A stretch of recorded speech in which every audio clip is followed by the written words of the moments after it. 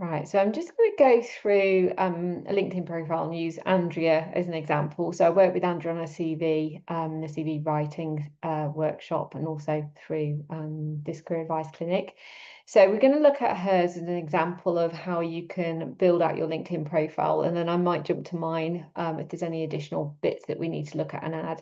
So you can see with Andrea, she introduced Salesforce as part of the URL as well. So you can annotate your URL to include Salesforce, and you could put in other things like project manager or BA in there. So right at the very top of the screen, you can start to maximize your optimization.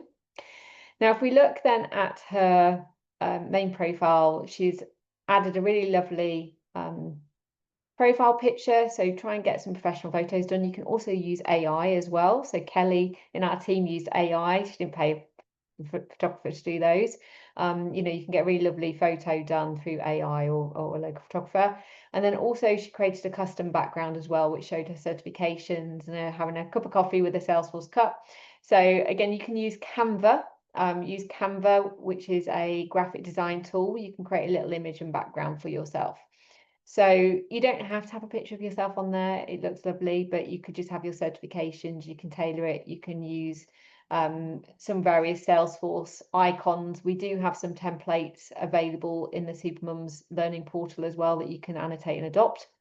So I'd highly recommend making sure you've got a lovely sort of backdrop and photo. Below that, you can see here, you've got the ability to add different terms here. Now, Andrea successfully landed a really great role as a solution engineer at Salesforce off the back of us working with her and her upskilling. So you can see here, she's obviously updated her current job title.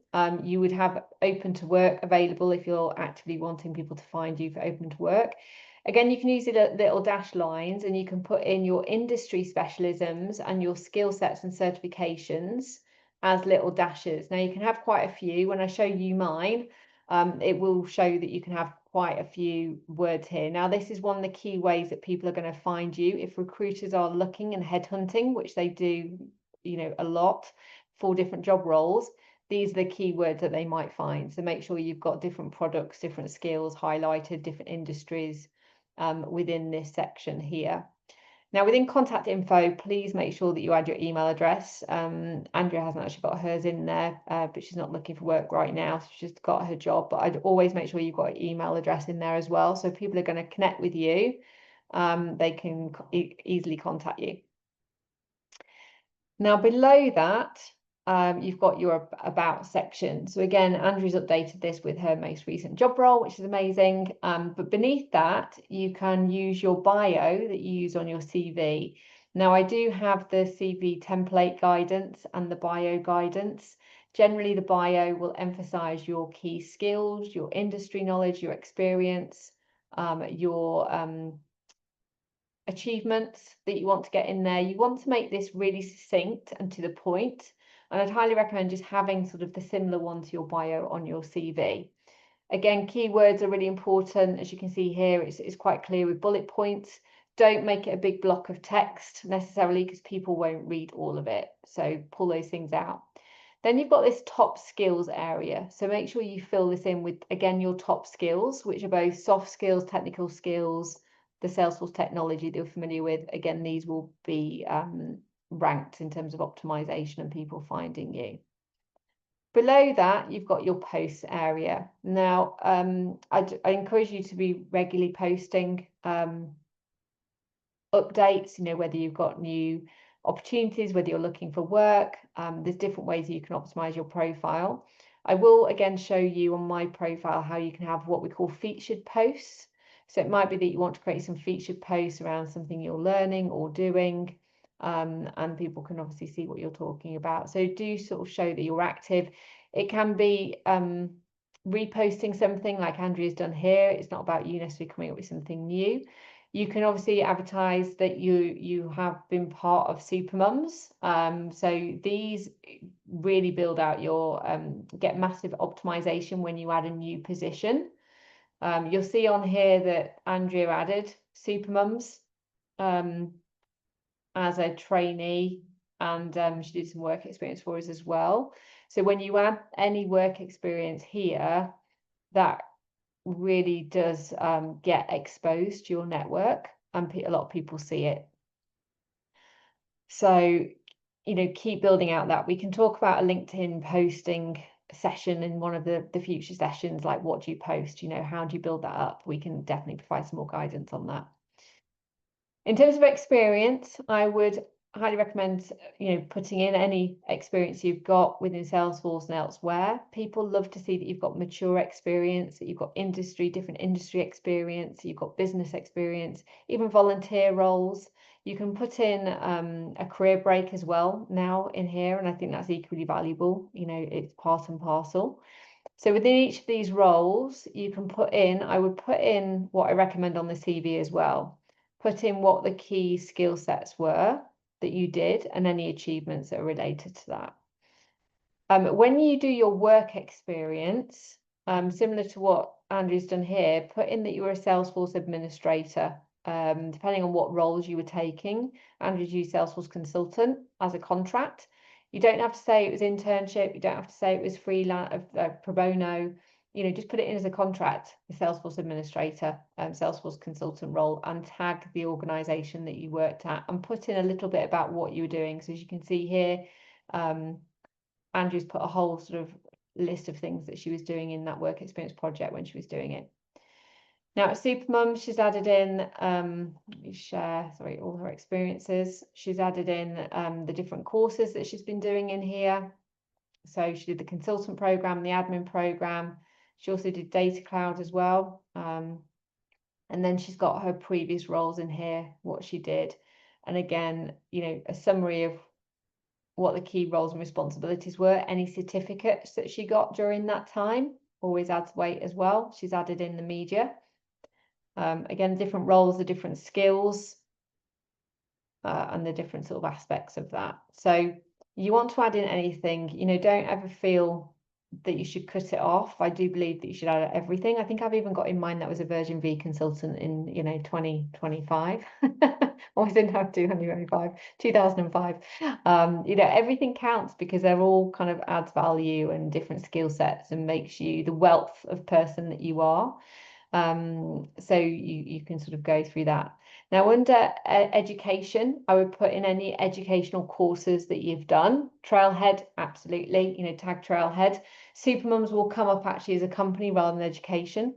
Again, any courses that you've done with education establishments, you want to add in there. And then you can also tag the skills that you've got there. Under licenses and certifications, again, tag any license and certifications that you've got. So again, she's got credentials attached to these, a credential ID and everything else. And under skills, you can add skills here. Now, I would ask go to your cohorts and ask them to endorse you. Get people to endorse you for skills. Again, they'll show up and start ranking you higher for those skill sets. Add in any additional new skills that you've got. Andrew's got 71 skills in here. So start building that up. And again, ask your cohort to recommend you. Then under recommendations, the benefit of the Supermums course is you get 3 different opportunities to get a reference. So Liam is your instructor. So you definitely would, you can approach him for an instructor because he can say, how often you've turned up and, how you've been in the class and how you participated. You can ask your mentor for a reference. You can ask whoever hosts you for your work experience as a mentor.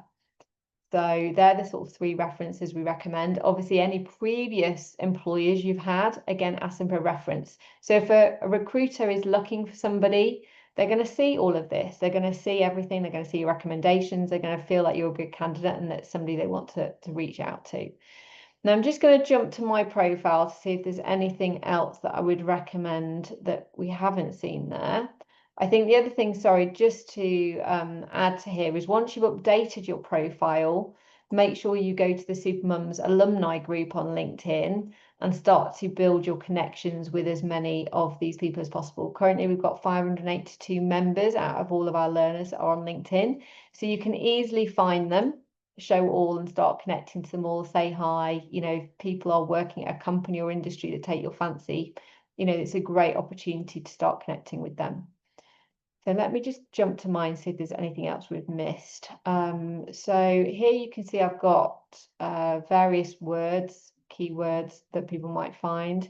The open to work, you can add your open to work here, sort of aspect. So mission, top skills, services. If you want to work as a freelancer, and you want people to find you as a freelancer, you can add in the services object. So this is where you want to add this in. So we put this out there because we want people to come to our recruitment. So if people say, look, can you help us with X, Y, Z? As a recruitment company, we want people to approach us, hence why we use services. And I've got the open to, because they'll approach us and look for talent. So if you're wanting to work as a freelancer, as a contractor, I would highly recommend the services and the open to functionality. In terms of featured posts, you can see here I've got some featured posts that talk about what we do. So again, if you want to promote yourself as a freelancer, you want to start your own Salesforce consultancy, you can do some featured posts that talk about what you do and something you're passionate about. Then I've got the activity. And again, we can do a little bit more around what that looks like. In terms of experience, I've added again the different all the different work experiences in here, and you can build that out. Education we've talked about, license and certifications we've talked about. Any volunteer roles, there's a volunteering section that you can fill in. So if you've done any volunteering roles, always worth adding those in. Skills we've talked about, recommendations we've talked about, courses. Now you can add in courses. So if you've done courses that haven't got a certification, think about any training courses you've done in professional development over any of the years that you've worked and start adding them in here. So they might not have been certified ones, but I did ones like cost benefit analysis, lean management methodology, matrix standard, NLP, add in your whole raft of courses that you've got. So there's a courses area. And then honours and awards, have you won awards in the workplace? Put them in here, celebrate them, put in any honours and awards that you've got. Might not be maybe going back to school. I've still got my swimmers honours, but anything since then, anything that you want to celebrate, add those in honours and awards. So there's lots of different sections in LinkedIn that you can build out, keep adding to it, keep loving it. We'll do a separate section, as I mentioned again, on the activity and what kind of posts you can do. I'll cover that in next week's session. But hopefully through looking at those two profiles, you've got an idea of the different things that you can cover off, tick off your list, and that you can add to your LinkedIn profile. So hopefully that has been useful for everybody. So I'll close it off there. Any questions for anybody who's watching this on replay, please do join the career advice clinics. If you want more one-to-one advice, you want me to help you actually write things and write your CV and transfer that over to CV, we also have our one-to-one writing service, which is an additional paid price. But we can get you up and running and obviously make sure you shine. A lot of our supermums have got headhunted through their LinkedIn profile, so it really pays off to make it work for you. And obviously if you're networking, connecting to people, they see who you are and they'll be impressed by that, and that will help you, say, stand out in the workplace.